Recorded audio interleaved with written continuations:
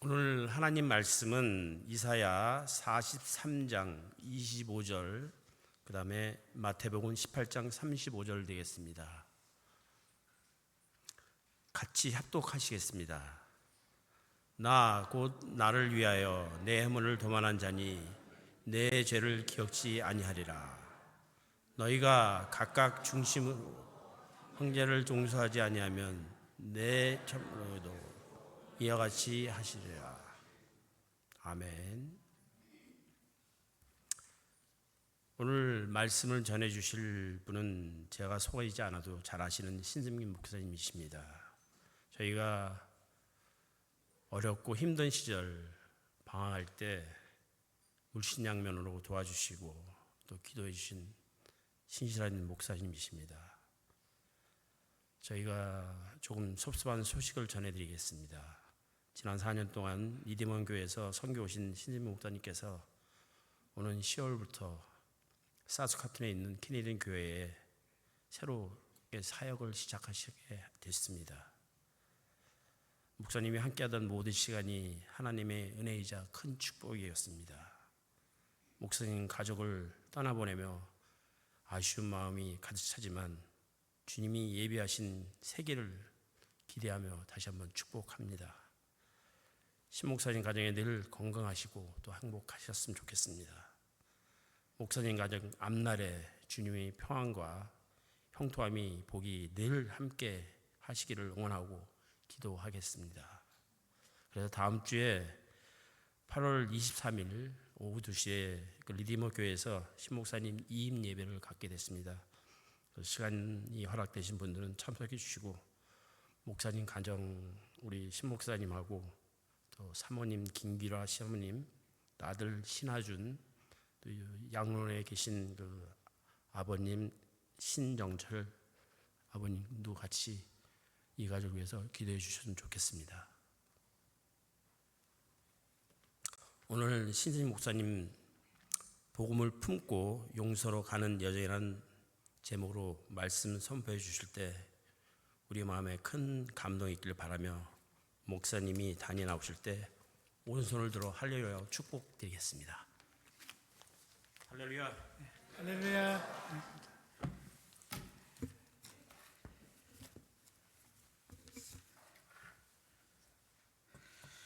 성도님들 다시 뵙게 돼서 참 반갑고 감사드립니다. 성도님들 신앙생활 하시면서 오래 하신 분도 있고 저도 모태 신앙이라서 이렇게 50년 넘게 신앙생활을 하고 있는데 잘 안 되는 부분이 어떤 것인가요?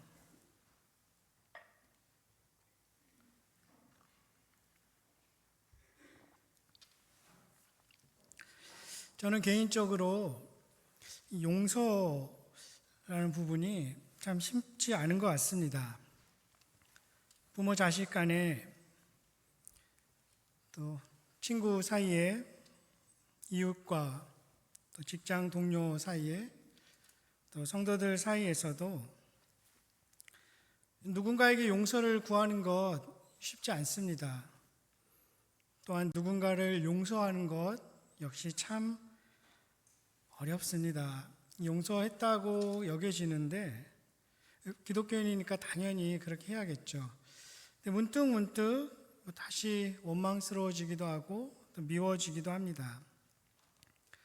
그 정도는 아니더라도 이 상대에 대해 무덤덤해지고 나에게 아픔과 상처를 준 누군가에게 그저 무관심하고 미워하지만 않는다면 용서했다고 여겨지기도 하죠. 이 용서에 대한 주제로 말씀을 준비하다가 디트리 보네퍼 목사님의 글을 읽게 되었습니다. 그가 청년들에게 해주었던 이야기, 작은 에세이 같은 글들을 엮어서 나온 책이 있는데 작은 소책자입니다. 나의 청년에게 라는 책입니다. 그 책 속에 이 디트리 보네퍼 목사님 쓴 용서에 대한 글을 제가 잠깐 읽어드리겠습니다. 우리는 타인과의 관계에서 그 사람에 대해 나쁜 생각만 품지 않는다면 이미 용서한 것이나 마찬가지라고 여기며 너무 가볍게 생각하는 경향이 있습니다.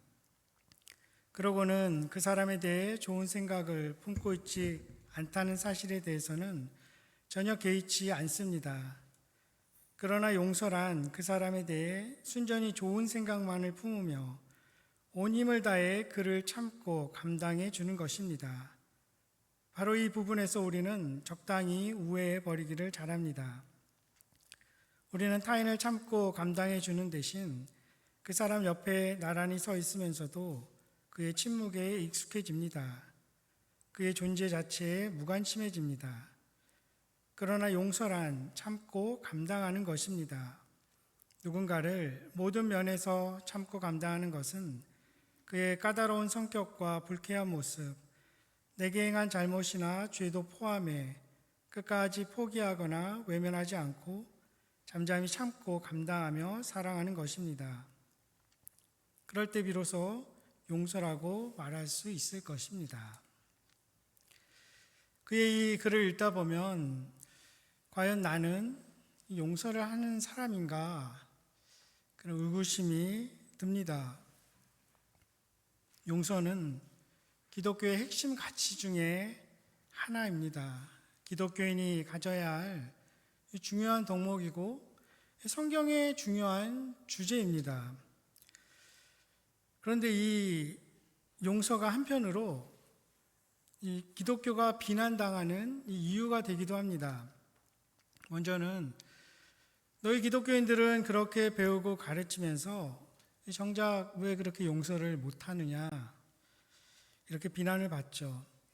그리고 반면 또 하나의 이유는 성경이 가르치는 그 용서가 비현실적이라는 것이죠. 한쪽 뺨을 맞으면 다른 쪽도 되라. 주님의 이러한 가르침, 비난과 비웃음을 사기도 합니다. 1984년 11월에 매니토바주 위니펙에서 캔데이스 덱센이라는 소녀가 목숨을 잃습니다. 근데 이 사건이 주목을 받은 이유가 그 소녀의 목숨을 앗아간 그 가해자를 이 캔데이스의 부모가 용서하겠다고 말을 합니다. 그런데 그 부모가 비난을 받습니다. 그런 용서 때문에 살인범들이 더 활개를 치니 용서를 말하지 말라고 압력을 받죠. 그렇게 압박하는 사람들의 주장은 용서라는 것이 가해자에게 학대를 더 조장하고 구조적인 악을 고착시킬 수 있다는 것입니다. 물론 성경에서 말하는 용서의 개념이 나쁜 짓을 하는데 눈 감아주고 모른 척 하는 것은 분명히 아닙니다. 하나님께서 무조건 봐주시는 것 아니죠.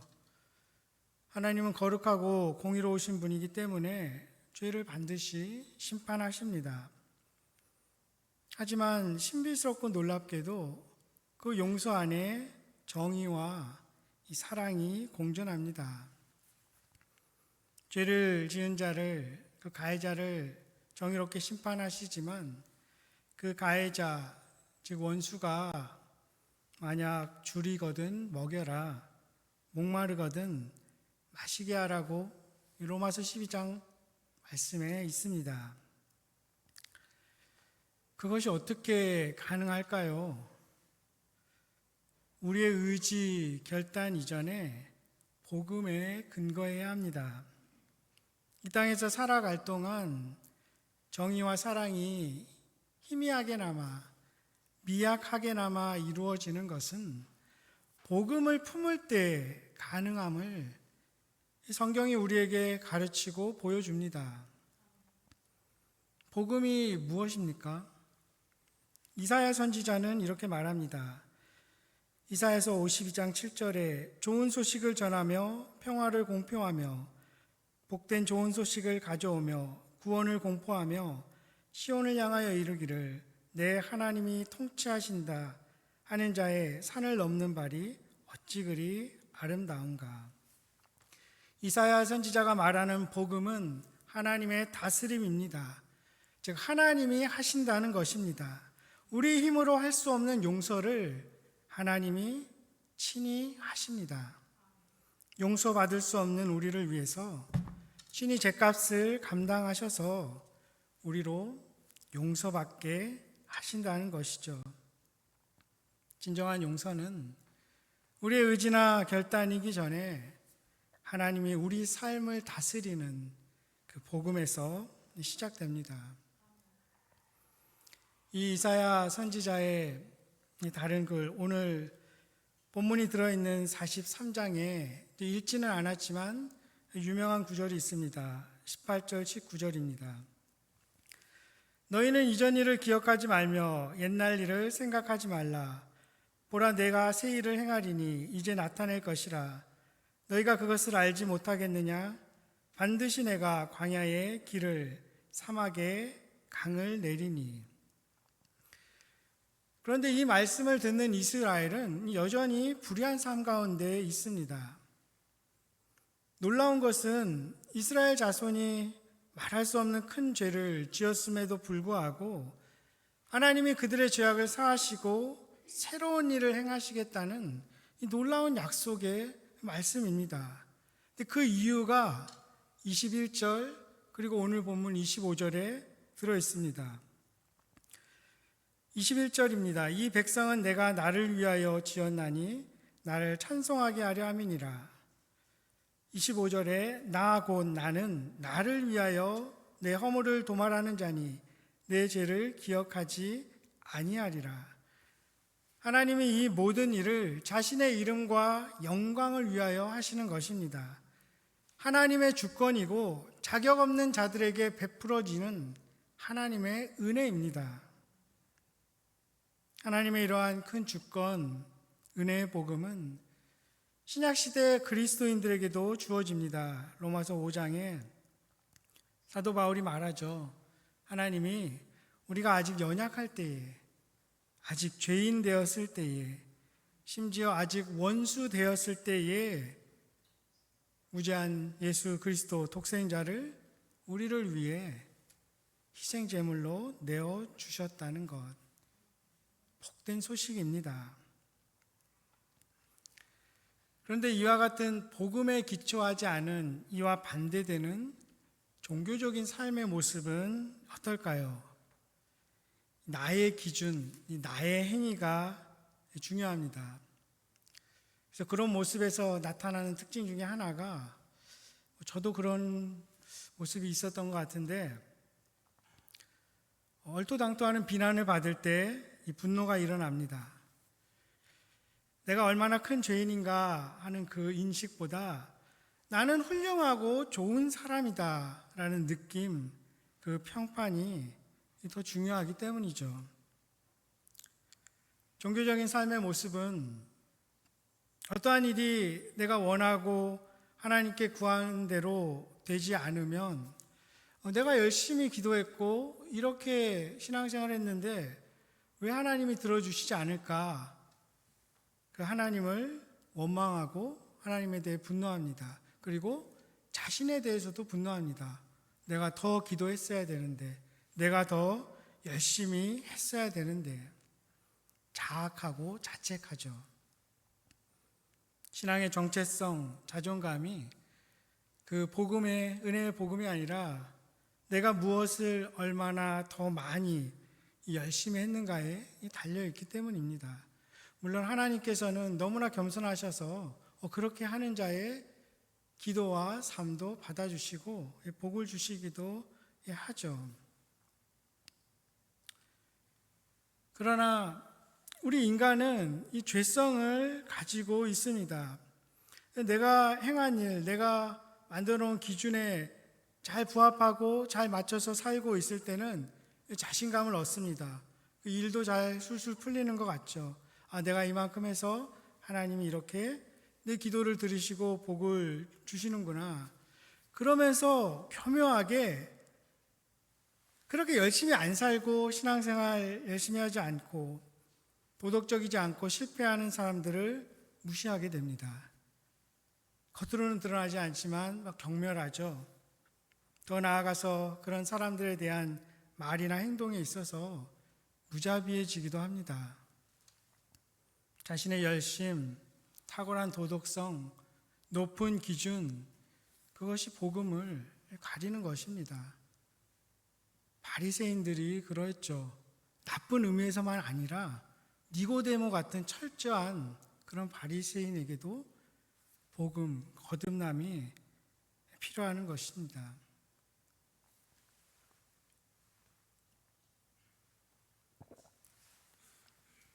종교적인 삶의 모습을 가진 그런 사람들, 우리 자신을 포함해서 이 삶 속의 영혼의 복음을 깊이 품지 못했을 수 있습니다.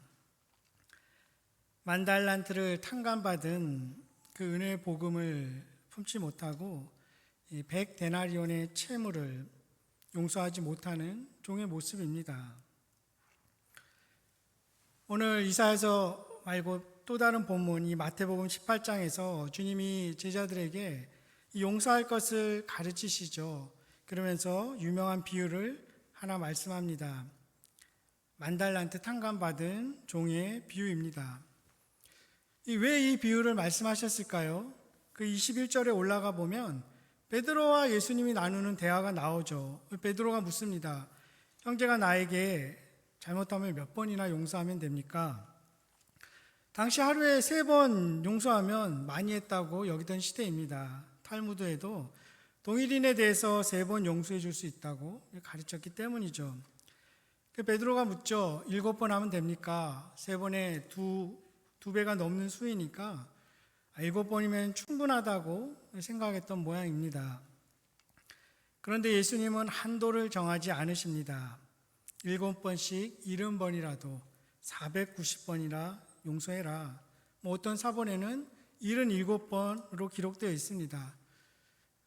어떻게 기록되었던 간에 둘 다 하루에 용서하기에는 비현실적인 숫자이긴 마찬가지죠. 잘 모르는 사람도 아니고 서로 잘 아는 형제, 즉 같은 그리스도인인 누군가가 나에게 하루에 490번 아니면 77번 죄를 범하는 것 어불성설입니다. 그리고 그만큼 용서하는 일이 일어날 수 있을까요? 즉 예수님의 말씀은 용서의 횟수를 세는 것 자체가 무의미하다는 말씀이죠. 그리고 이어서 비유를 말씀하십니다. 어떤 종이 주인인 왕에게 10,000달란트를 빚집니다. 달란트 당시 금은을 재는 그 중량으로 사용되기도 계산되기도 했지만 또 1년의 노동비로 계산되었습니다. 한번 찾아봤습니다. 캐나다에 사는 우리들 얼마를 받으면 1년에 적정한 연봉일까? 캐나다 노동자들의 평균 연봉이 68,000달러라고 합니다. 덜 받는 사람도 있고 훨씬 많이 받는 사람도 있겠죠. 그 금액의 10,000배면 6억 8천만 달러입니다. 한국 돈으로 계산하면 7천억에 가까운 금액입니다. 얼토당토 않는 이야기죠. 이어지는 왕과 종의 대화가 더 어이없습니다. 왕이 그 종에게 아내와 자식들 소유를 다 팔아서 갚게 하라고 합니다. 그 종에게 대단히 미안한 말이지만 아내와 자녀 팔면 얼마나 될까요? 그 소유를 다 판다고 갚을 수 있을까요? 근데 종의 대답이 더 기가 막히죠. 다 갚을 테니 기다려 달라고 합니다. 도대체 무슨 수로 그 천문학적인 그 빚을 다 갚을 수 있겠습니까?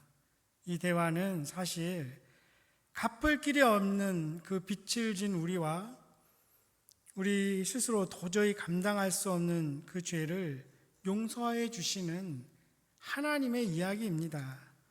그 무엇으로도 우리는 우리의 죄값을 치를 수 없고 하나님 나라에 들어갈 수 없지만 왕이신 하나님의 은혜와 용서로 그 나라의 백성이 되는 복음의 이야기입니다.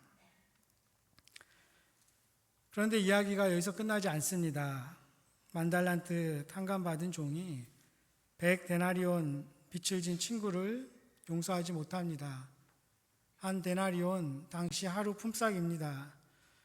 서너 달이면 갚을 수 있는 그 금액을 안 갚는다고 28절에 보니 목을 잡고 위협합니다. 당시에 멱살을 잡는 행위, 지금도 그렇지만 정말 모욕적인 행위죠. 사람들이 보는 곳에서 아주 망신을 주는 것입니다. 그 이야기를 전해 들은 왕이 화가 나서 종을 가두어 버리죠. 이 비유에 바로 이어서 예수님이 하신 말씀, 오늘 두 번째 본문입니다. 너희가 각각 마음으로 형제를 용서하지 아니하면 나의 하늘 아버지께서도 너희에게 이와 같이 하시리라. 물론 문자 그대로 너희가 용서한 만큼 나도 너희를 용서하겠다, 이런 의미라기보다는 엄중한 권고고 권면입니다.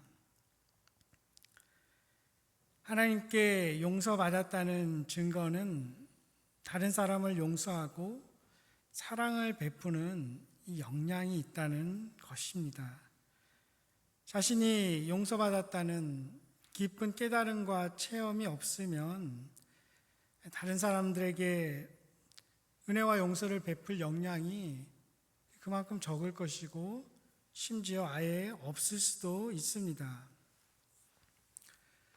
그렇다면 이 은혜의 복음을 가슴에 영혼에 깊이 품은 사람의 용서가 어떤 모습일까요? 설교 준비하면서 또 주석을 찾아보고 또 특별히 팀 켈러 목사님의 책을 제가 참고하면서 저 나름대로 4가지로 정리해 보았습니다. 첫 번째는 성경에 나 자신을 비추어 보면서 타인을 용서하게 됩니다. 이 설교 초반에 이야기했던 그 위니펙 사건에서 캔데이스의 부모가 이 가해자를 향한 분노가 자신들의 삶을 망치는 것을 보게 됩니다. 이 분노와 미움은 그것을 품고 있는 자를 더 해치죠. 그리고 그 분노는 전염됩니다. 누가 화를 내고 하면 서로 맞장구 치고 같이 험담하고 이러면서 분노가 막 불같이 일어나게 되죠. 그리고 성경을 보다 보면 사실 우리 자신도 용서가 필요한 죄인임을 늘 인식하는 것, 다시 새롭게 인식하는 것이 필요합니다. 예수님의 십자가는 가해자뿐만 아니라 피해자도 용서받아야 할 죄인임을 보여줍니다. 내가 저기에 달려야 되는데 성부 하나님이신 예수님이 달리신 것이죠. 저 대신.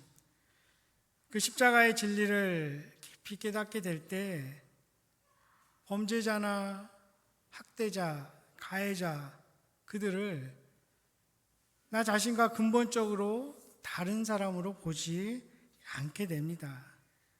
성경은 모든 사람이 하나님의 용서를 필요로 한다는 것을 우리에게 가르쳐주고 보여줍니다. 두 번째는 진실을 말하고 정의를 추구하는 용서를 하게 됩니다. 잘못을 무조건 덮는 것, 성경적인 용서가 아니죠. 가해자에게 실제를 직면하게 합니다. 악을 징벌하는 것이 성경의 원리입니다. 정부의 존재 이유도 악을 징벌하기 위함이라고 이 로마서 13장에서도 말합니다. 그리고 범죄한 사람을 책망하고 바로 잡아야 한다는 권면, 성경에 가득합니다. 한 예로 레위기 19장 17절에 이렇게 말씀합니다. 너는 내 형제를 마음으로 미워하지 말며 내 이웃을 반드시 견책하라.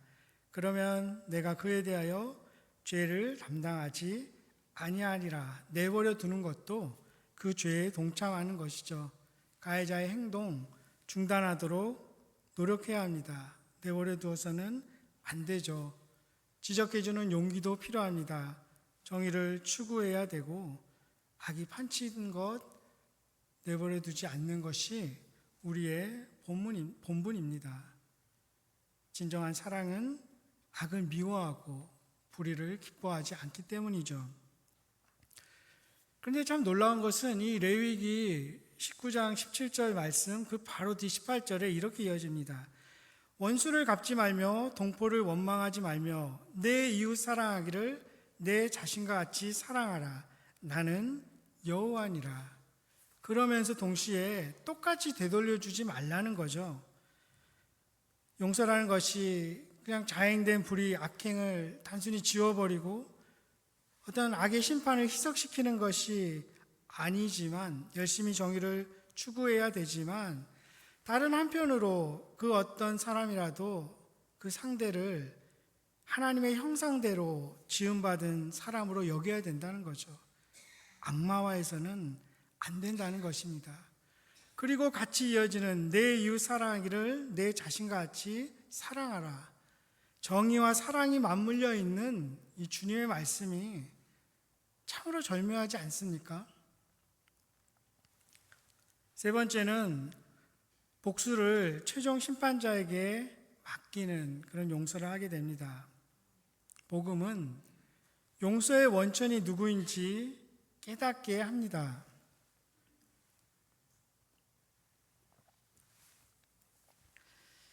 우리가 하나님의 자비로 살아가지 않습니까? 근데 하나님의 자비로 살아가는 우리가 만일 누군가를 계속 심판하고 복수한다면 스스로 하나님 자리에 앉아 있는 것이죠.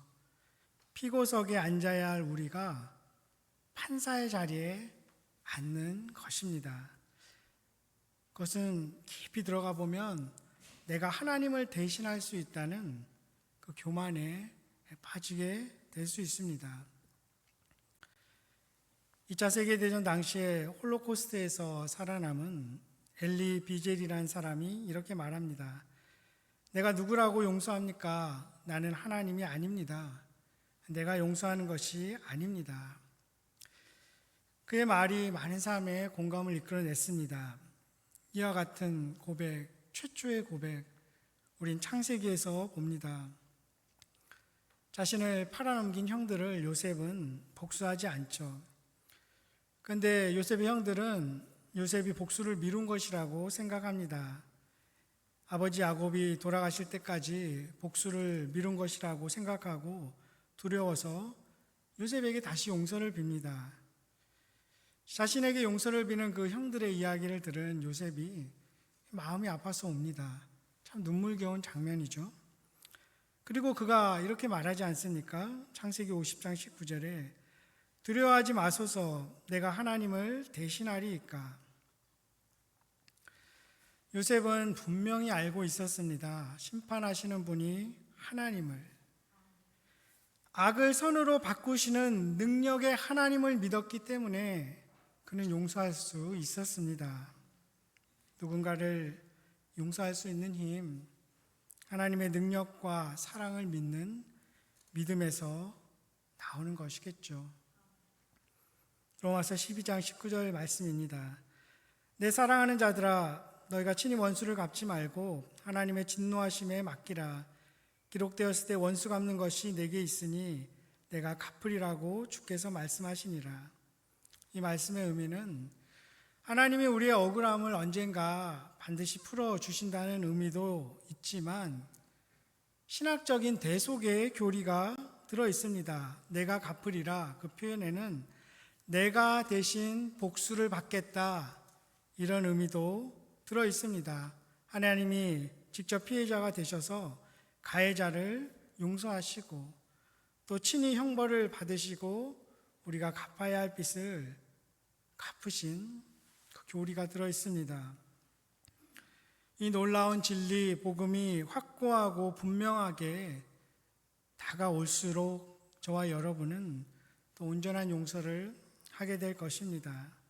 나 역시 순전히 은혜로만, 정말 자비로만 살아가는 그 죄인임을 분명히 알기 때문입니다.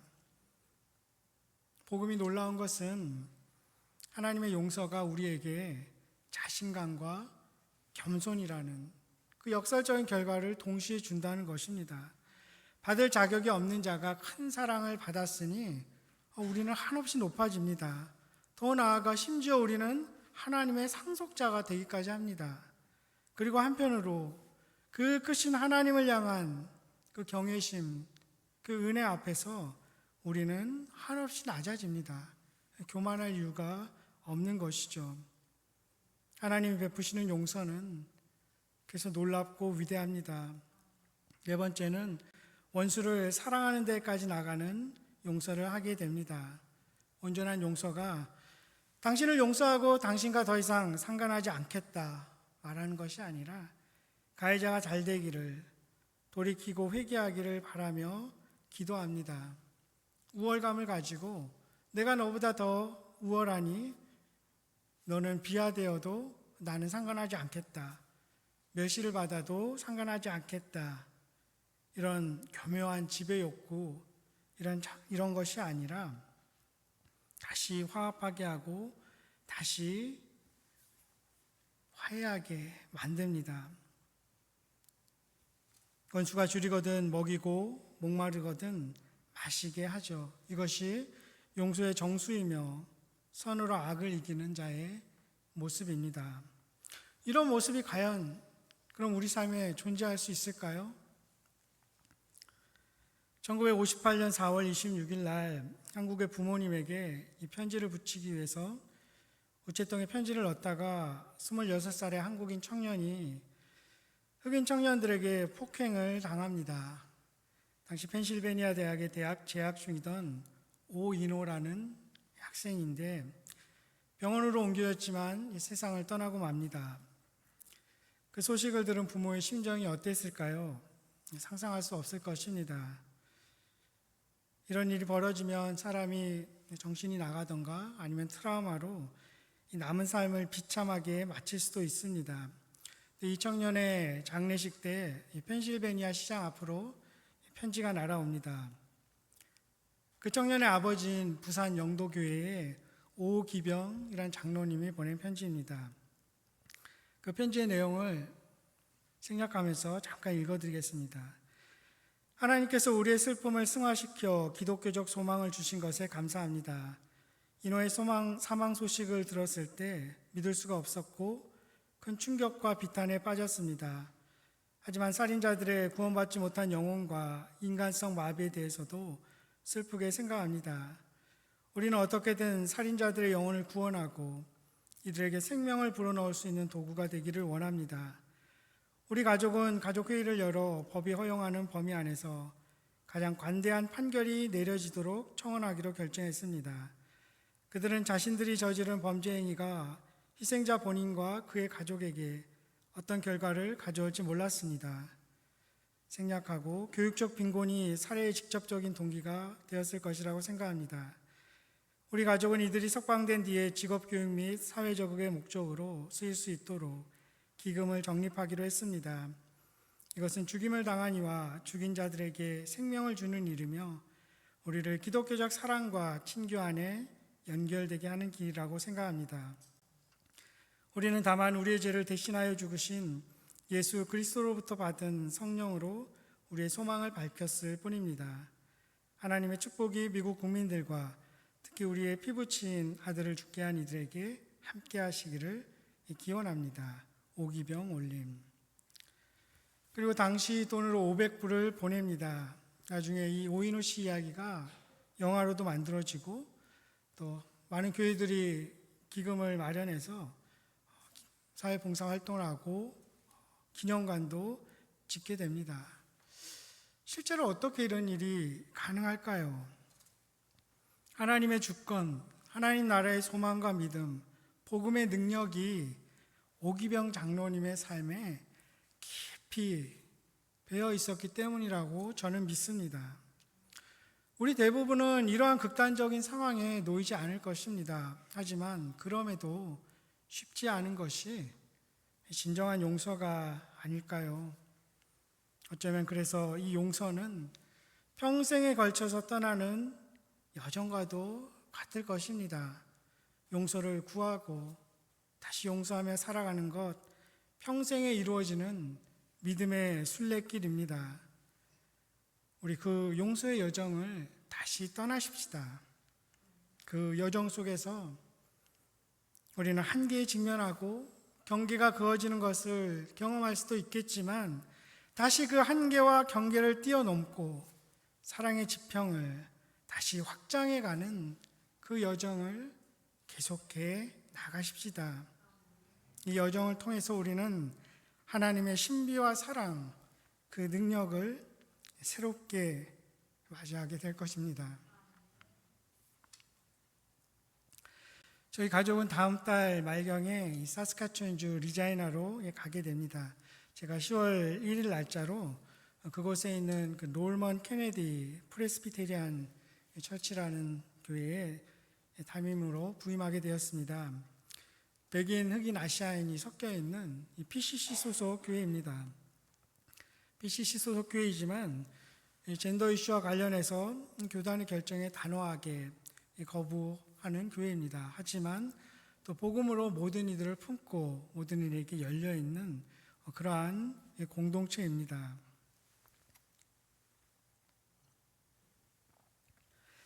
이렇게 저희 역시 새로운 사역의 길을 다시 갑니다. 제가 개척하고 섬겼던 그 리디머 교회 성도님들께서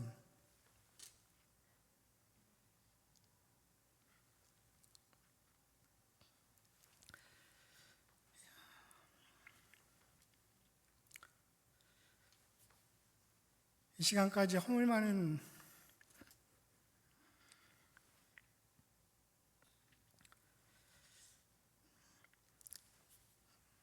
저를 용서해 주시고 또 사랑해 주셨기에 새로운 사역의 길을 떠날 수 있게 되었습니다.